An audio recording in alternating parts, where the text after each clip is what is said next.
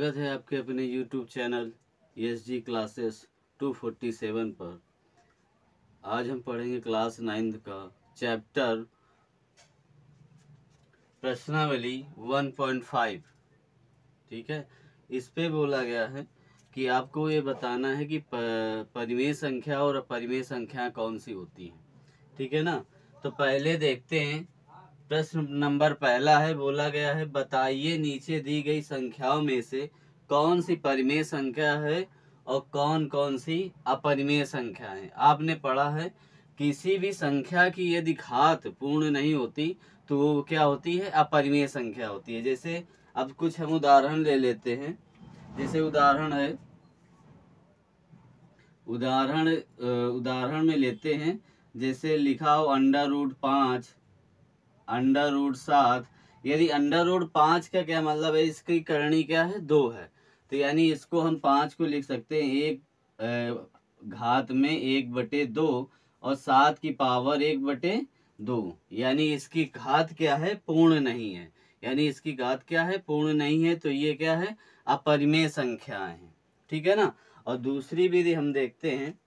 जैसे एक कुछ रूल होता है, उसको भी हम देखते हैं। जैसे मान लो परिमेय संख्या लिखी हो, परिमेय संख्या हो प्लस अपरिमेय संख्या हो। ठीक है ना। आप अपरिमेय संख्या जान चुके हैं कि अपरिमेय संख्या क्या होती है। जिसकी घात पूर्ण ना हो वो क्या कहलाती है, अपरिमेय संख्या कहलाती हैं। और परिमेय संख्या गुणते अपरिमेय संख्या। ठीक है। और परिमेय संख्या माइनस अपरिमेय संख्या। और परिमेय संख्या डिवाइड बाई अपरिमेय संख्या। ठीक है ना। ये क्या है, ये सब यदि परिमेय संख्या हो प्लस लगा हो, परिमेय संख्या लिखी हो, परिमेय संख्या हो इंटू लगा हो, परिमेय अपरिमेय संख्या लिखी हो, और परिमेय संख्या माइनस लगा हो, परिमेय संख्या लिखी हो, और परिमेय संख्या प्लस अपरिमेय संख्या हो, भाग डिवाइड बाई अपरिमेय संख्या हो, तो ऐसी इन संख्याओं को क्या करते हैं, क्या कहते हैं, अपरिमेय संख्या। यानी ऐसी सिचुएशन में यदि जो संख्याएं आ जाती हैं वो क्या कहलाती हैं, अपरिमेय संख्या कहलाती हैं। ठीक है, इसको हम देखते हैं।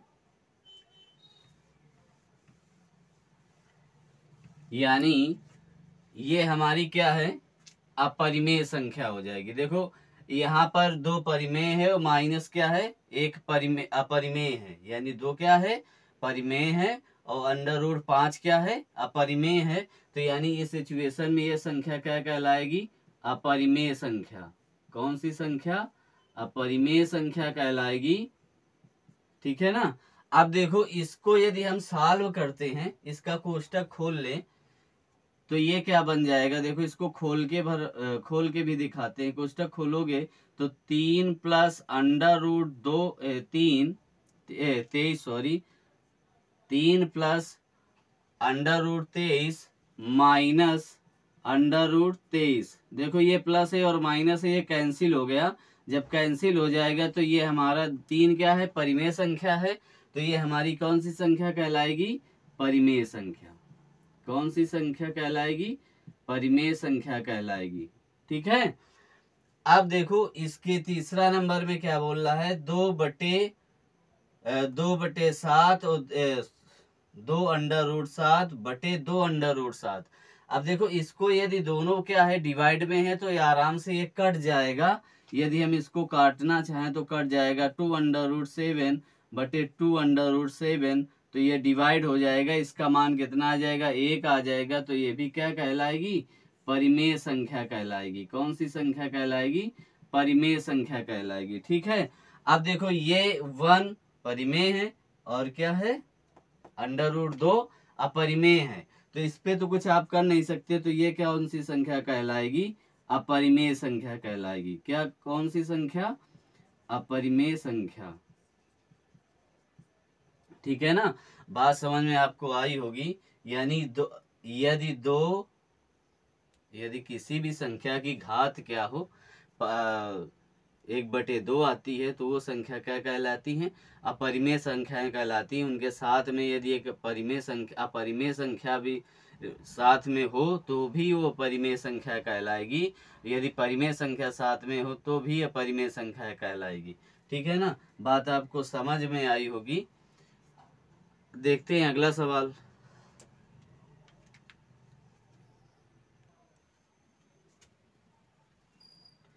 देखिए अगला सवाल है, कह रहा है निम्नलिखित में से प्रत्येक व्यंजक को सरल कीजिए। सरल का मतलब इसको हमको हल करना है। ठीक है, तो अब देखो ये पहला सवाल दिया है यानी 3 + √3 2 + √2।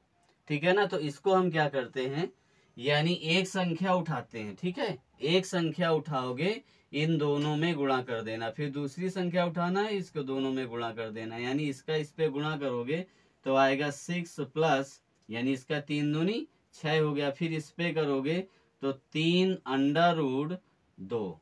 ठीक है, फिर इसका इस पे गुणा करोगे तो आएगा 2√3, फिर इसका इस पे गुणा करोगे। देखो जब अंडर रूट पे अंडर रूट का गुणा होता है, यदि सेम संख्याएं होती हैं तो अंडर रूट हट जाता है।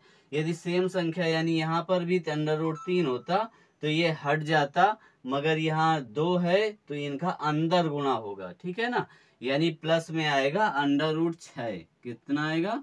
√6। हमें यही सॉल्व करना था, ये सॉल्व हो गया। ठीक है, अगला देखो ये लिखा है 3 + √3 और 3 - √3, यानी ये दिख रहा है a - b और a + b में।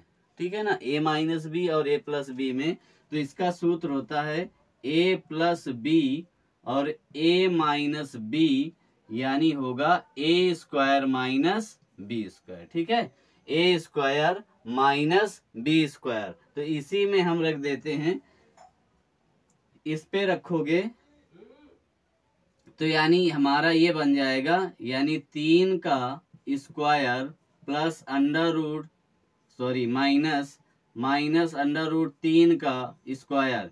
इसको जब हम सॉल्व करेंगे तो आएगा 9, माइनस इसको अंडर रूट में जब गुणा होगा तो ये क्या आ जाएगा, मतलब √3 है और फिर √3 का गुणा होगा तो अंडर रूट हट जाता है। यहाँ पर कितना आ जाएगा? √3। तो इसको जब सॉल्व करेंगे तो आएगा 6। ठीक है, अब इसका ये तो हमने सूत्र से हल कर दिया। यदि चाहो तो आप इसी की विधि द्वारा इसको भी ऐसे भी हल कर सकते हो, तो साइड में इसको भी देख लीजिए, ये आएगा। ठीक है ना, एक संख्या उठाओ, इस पे गुणा कर दो, यानी कितना आ गया? 9। ठीक है, 3 × 3 = 9, और फिर इसका इस पे गुणा करोगे तो माइनस का 3√3 आएगा। क्लियर है, 3√3 आया, फिर इसको उठाओ तो फिर इस पे प्लस का आएगा, 3√3 आएगा, फिर इसका इस पे गुणा करोगे तो माइनस का 3 आ जाएगा। देखो ये प्लस माइनस कैंसिल हो गया, 9 - 3, इसका भी मान ऐसे भी 3 आ गया। आपको जो सरल लगे उससे आप समझ लेना। ठीक है, अब देखो ये दूसरा नंबर सवाल है, ये तीसरा नंबर इसी का। ये कह रहा है √5 + √2 का होल स्क्वायर, यानी ये किसका सूत्र लिखा है? a + b का होल स्क्वायर। ठीक है ना, a + b का होल स्क्वायर होता है a² + b² + 2ab। ठीक है, इसी सूत्र पे इसको हम रख सकते हैं, यानी लिखेंगे √5 + √2 का होल स्क्वायर बराबर, यानी √5 का स्क्वायर प्लस √2 का स्क्वायर प्लस 2 × √5 × √2। इसको जब हम सॉल्व करेंगे तो आएगा 5, यानी अंडर रूट हट जाएगा, यहाँ पर भी अंडर रूट हट जाएगा तो 2 आएगा, और इसका हम गुणा करेंगे तो आपको पता है यदि अंदर गुणा सेम होते हैं, मतलब अंडर रूट लगा हो तो अंदर गुणा हो जाता है। ठीक है, तो अंदर गुणा हो जाएगा, यानी 2 अंडर रूट कितना आ जाएगा? 10। तो इसको जब हम सॉल्व करेंगे तो 7 + 2 अंडर रूट 10 आ गया। ठीक है, समझ में आया? अब देखो अगला सवाल है, लिखा है। अब देखो सेम है यही, यानी ये प्लस माइनस के ही रूल में है, तो हम आपने समझ चुके हैं कैसे करना है। तो इसको भी ऐसे लिख दोगे a प्लस बी, फिर लिखोगे a माइनस बी बराबर ए स्क्वायर माइनस बी स्क्वायर, ये सूत्र होता है।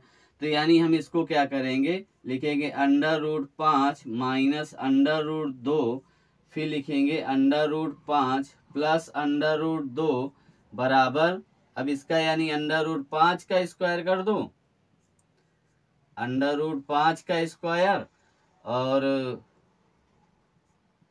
√5 का स्क्वायर माइनस √2 का स्क्वायर। ठीक है, अब इसका कितना आ गया, 5 आ गया, ये आ गया 2, तो हम घटा देंगे तो 3 आ जाएगा। ठीक है, इसका 3 आ गया। आपको उम्मीद है समझ में आया होगा। देखते हैं नेक्स्ट सवाल आगे का। ठीक है,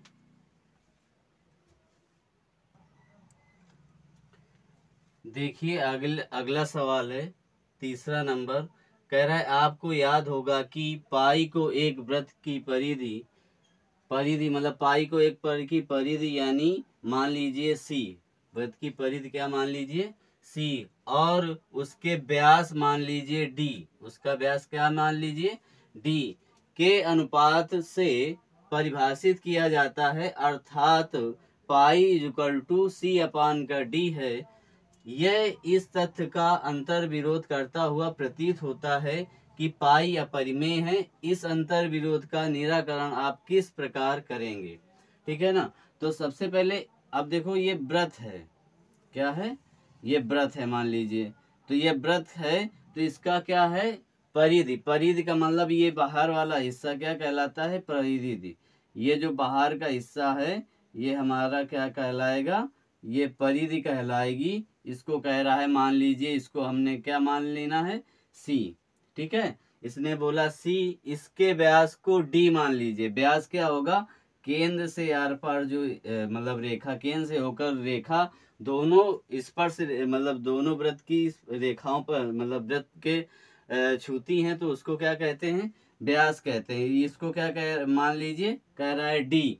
ठीक है ना, तो अब ये कह रहा है पाई इक्वल टू सी अपान का डी। अब देखो इसका कह रहा है, यानी इसका कोई निकल सकता है तथ्य, सही है। तो यानी इसका यदि हम माप लें, यानी इसको हम मापें किसी पट्टी स्केल मतलब स्केल से, तो इसका कोई निश्चित मान नहीं निकलेगा। ये इसके निकट निकलेगा यानी इसका कोई मान नहीं निकलेगा, ये अपरिमेय के रूप में होगा। ठीक है ना, तो इसलिए हम इसको लिख सकते हैं, यानी हम इसको कहेंगे हल पे, इस तथ्य का अंतर विरोध प्रतीत होता है कि, देखते हैं इसको,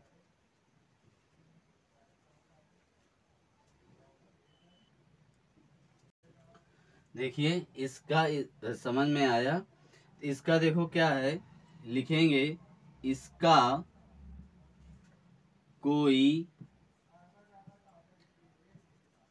अंतः विरोध,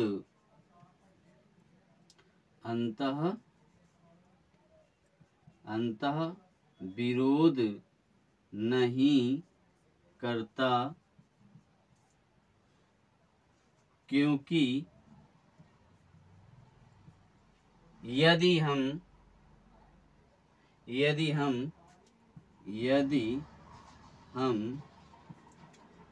परिधि को सी से, परिधि सी तथा व्यास डी को किसी उपकरण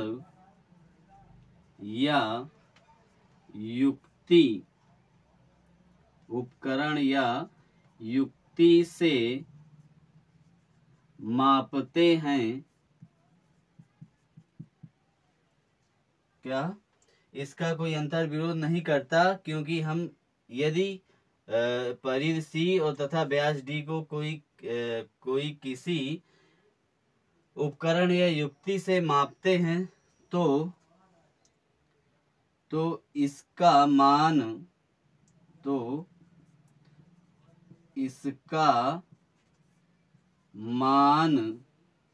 सही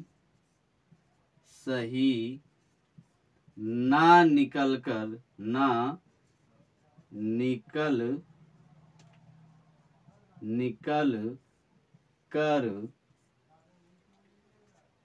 परिमेय संख्या के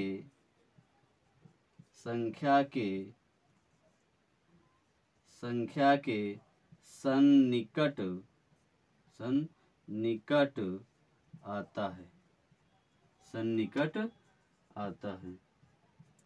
मतलब ये कहने का, किसी भी इसको हम किसी स्केल से या मतलब किसी भी उपकरण से नापते हैं तो इसका कोई मान निश्चित नहीं होता, क्योंकि ये पहले ये क्या है, चर संख्या, और चर संख्या का कोई भी निश्चित मान नहीं होता। तो इस वजह से इसका कोई एक निश्चित मान नहीं निकल रहा है, तो इसको हम कहेंगे इसका कोई अंतर विरोध नहीं करता यदि, क्योंकि हम इस परिधि सी को तथा व्यास डी को कोई किसी उपकरण या युक्ति से मापते हैं तो इसका कोई मान सही ना निकलकर एक परिमेय संख्या के सन्निकट आता है, यानी इसके निकट आता है, कोई निश्चित मान इसका है नहीं। ठीक है, देखते हैं अगला सवाल।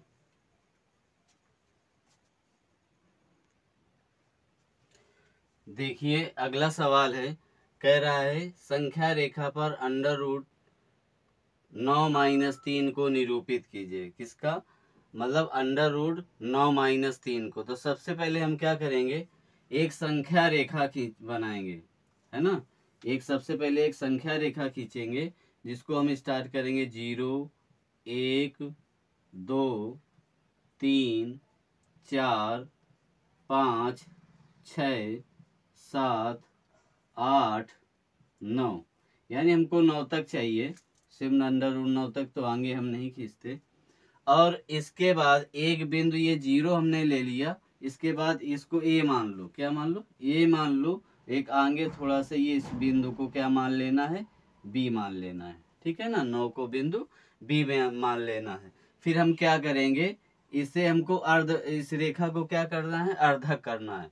तो हम क्या करेंगे, इसको आधे से अधिक चाप ले लेंगे, एक यहाँ मारेंगे और एक यहाँ मारेंगे, फिर यहाँ पर नोक रखेंगे, इसको यहाँ देंगे और यहाँ देंगे, और इसको क्या करेंगे, मिला देंगे इसको। ठीक है ना। अब हमको क्या करना है, अर्धवृत्त बनाना है, यानी नोक पर यहाँ एक गोला रखोगे, नोक गोले की, और यहाँ से ऐसे बी पर बना दोगे। ठीक है ना। ठीक है, सॉरी ये थोड़ा सा आगे जाएगा बी से। ठीक है, यहाँ से थोड़ा सी आगे जाएगा, यहाँ पर आएगा, और फिर बी बिंदु से यहाँ पर बी बिंदु होगा, तो इससे हमको ये रेखा ऐसे मिला देनी, यानी 90 अंश का एंगल बना देना है। फिर यहाँ पर ऐसे ही चाप रखना है, और यहाँ से डैश डैश ऐसे ये एक रेखा निकालनी है, इसे आगे। इसका मान क्या आएगा, अंडर रूट 9.3। ठीक है, आपको समझ में आएगा। पहले सबसे पहले क्या करना है, एक संख्या रेखा खींचनी है, उसको अर्धक करना है, फिर एक अर्धवृत्त इसी नोक पर बनाना है, अर्धवृत्त। यहाँ पर आप नोक रखोगे तो ये थोड़ा सा आगे बढ़ के यहाँ पर आ जाएगा। ठीक है, तो इसके बाद जब ये यहाँ पर एक पूरी रेखा खींचनी है, फिर वृत्त यहाँ पर रखना है और धीरे से ऐसे मिला देना है, तो ये पूरा आपका ये एंगल 9.3 आ जाएगा। क्लियर है, समझ में आया होगा। देखते हैं अगला सवाल। देखो अगला सवाल है 5वां इस चैप्टर का लास्ट सवाल है। देखो कह रहा है निम्नलिखित के हरों का परिमेयकरण कीजिए, यानी हरों का क्या करना है, हमको परिमेयकरण करना है। यानी यहाँ पर अंडर 1/√7 लिखा है, तो 7 के √7 क्या है, हमारा अपरिमेय संख्या है। ठीक है ना, तो इसी को पहले देखते हैं। तो हम इस पे करेंगे क्या, अंडर रूट यानी परिमेयकरण करना होगा, तो यानी अंडर रूट 7 ही का हमको क्या करना पड़ेगा, गुणा करने पड़ेगा, यानी अंश और हर में दोनों में अंडर रूट 7 का गुणा करा दोगे तो यहाँ पर आएगा अंडर रूट 7 का गुणा कराओगे तो अंडर रूट 7 ऊपर आ जाएगा और ये अंडर रूट से अंडर रूट क्या हट जाएगा, यानी 7 हो जाएगा। ये तो हर का परिमेयकरण हो गया। ठीक है, आपको समझ में आया होगा। ठीक है, अब अगला देखो, ये इस पे क्या कह रहा है कि 1/1 under root 7 minus under root 6, इसको क्या करना है, हर का परिमेयकरण करना है। तो आप सदैव ध्यान रखना, यदि ऐसी संख्या दोनों आ जाए, इनका परिमेयकरण करना हो तो जो चिन्ह लगा हो उसके विपरीत चिन्ह का अंश और हर में दोनों का गुणा करा देते हैं। मतलब सिर्फ विपरीत चिन्ह करते हैं, संख्याएं वही रहती हैं। ठीक है, तो यानी हम इस पे क्या करेंगे, under root 7 plus under root 6 का गुणा करा देंगे दोनों तरफ, ऊपर यानी अंश में भी और हर में भी। ठीक है, तो ऊपर जब हम गुणा कराएंगे तो ये आ जाएगा under root 7 plus under root 6 और बटे में आ जाएगा एक कोष्टक में under root 7 minus under root 6 और ये आ जाएगा under root 7 plus under root 6।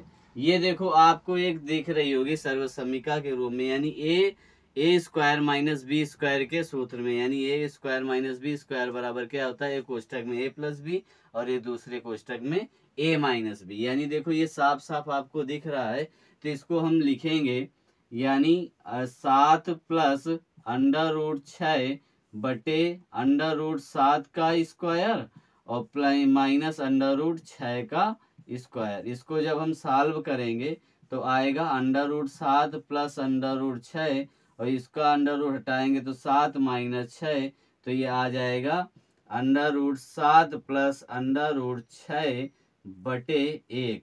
ये सॉल्व हो गया। देखो समझ में आया होगा, इस पे क्या किया गया है, under root 7 minus under root 6 तो इसके विपरीत चिन्ह का क्या कर दिया गया है, दोनों तरफ अंश और हर में दोनों में गुणा कर दिया गया है। यानी अंडर रूट 7 इसका ऊपर हो गया, नीचे हो गया, और ये ए प्लस बी का यानी ए स्क्वायर माइनस बी स्क्वायर के सूत्र के रूप में आ गया। तो हमने ए स्क्वायर माइनस बी स्क्वायर कर लिया, इसका क्या होता है, ए का स्क्वायर किया तो 7 आ गया, अंडर रूट 6 का स्क्वायर किया तो 6 आ गया, इसको हमने घटा दिया, यहाँ पर 1 आ गया। ठीक है, आपको समझ में आया होगा। देखते हैं दूसरा सवाल, अगला मतलब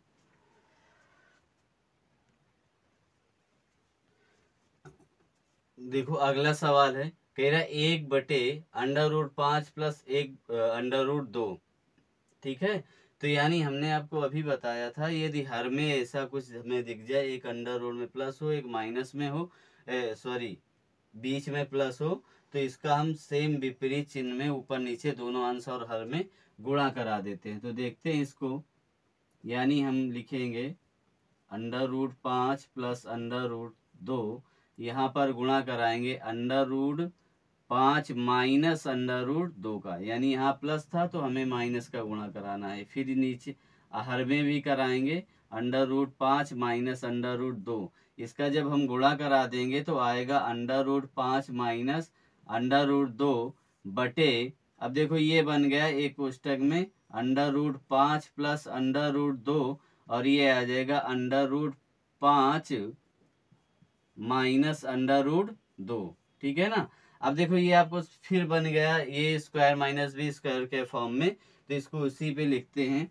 यानी under root 5 minus under root 2 बटे अंडर रूट 5 का whole square minus under root 2 का होल स्क्वायर। इसको यदि हम सॉल्व करें तो आ जाएगा under root 5 minus under root 2 बटे 5 माइनस 2, यानी इसका होल स्क्वायर किया तो अंडर रूट हट गया, इसका भी अंडर रूट हट गया तो आ गया। यानी इसको हम करेंगे तो यानी under root 5 minus under root 2 बटे कितना आ गया, 3 आ गया, 5 में 2 चला गया, 3 आ गया। अगला सवाल देखते हैं, यानी ये 5वां लास्ट सवाल है, यानी 1/√7 माइनस 2 लिखा है। तो अब इस पे भी वही काम करेंगे, यानी प्लस का हम सिर्फ प्लस का चिन्ह लगाएंगे और दोनों अंश और हर में दोनों में गुणा कर देंगे, यानी लिखेंगे 1/√7 माइनस 2 ऊपर गुणा कराएंगे अंडर रूट 7 माई प्लस का 2।